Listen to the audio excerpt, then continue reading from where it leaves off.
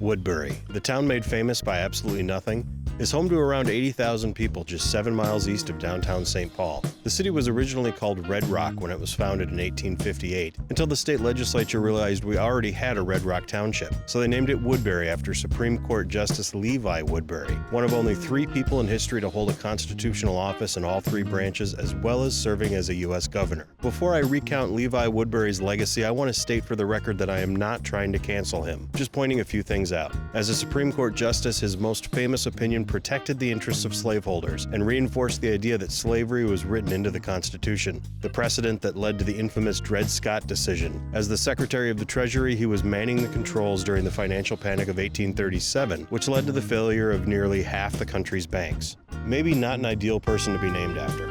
So let's just pretend that Woodbury was named for Joan Woodbury, a famous actress from the 1930s to the 1960s. It doesn't matter that the dates don't line up. Joan Woodbury was in the 10 Commandments and Bride of Frankenstein and 40 Naughty Girls, which I downloaded with some excitement only to find out it's not what you think it is. Homes in Woodbury often get derided as McMansions, which is only partially correct. The technical term for the architectural style is neo-eclectic, an outgrowth of the postmodern style that rejected the strict functionality of modernism for a focus on decoration and an arbitrary mix of popular styles. In layman's terms, modernist architecture was a thoughtfully designed and flawlessly executed 5-course French meal, and neo-eclectic McMansions are a potluck, where Aunt Judy will always bring her famous tuna fish, pineapple, and mayonnaise surprise, no matter how many times it makes people sick. The surprise is salmonella. Famous people from Woodbury include Michelle Fischbach, who represents Western Minnesota in Congress, one-term Congressman and past Senate candidate Jason Lewis, who likes Woodbury so much that he continued to live here while representing a completely different district in Congress, meteorologist and late-night road trip enthusiast Nicole Mitchell, and former NFL kicker Chip Lohmiller, who kicked 3 field goals in a Super Bowl win in the Metrodome in 1992.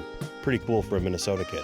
Woodbury is also the hometown of Marlins pitcher Max Meyer and Stanley Cup winner Jake Gunsel. Woodburyans are often accused of never leaving the Woodbury bubble, but why would they? The community has every shop imaginable, it's close to major employers like 3M and Woodwinds Hospital, and the city boasts more than 3,000 acres of parks and 100 miles of trails. If you were going to get trapped in suburbia, it's not such a bad prison cell. Perhaps the only real complaint I hear about Woodbury is that it feels a little soulless. Maybe it's the fact most of the neighborhoods were developed by big builders with standardized floor plans designed to appeal to the broadest possible pool of potential buyers. It's the Honda Civic approach. It's perfectly adequate and it will get you where you're going, but it won't get you laid. This inoffensive corporate death-by-committee approach where everyone feels the need to provide input and workshop broad ideas while ensuring no group feels left out gave rise to the city's official slogan, Woodbury.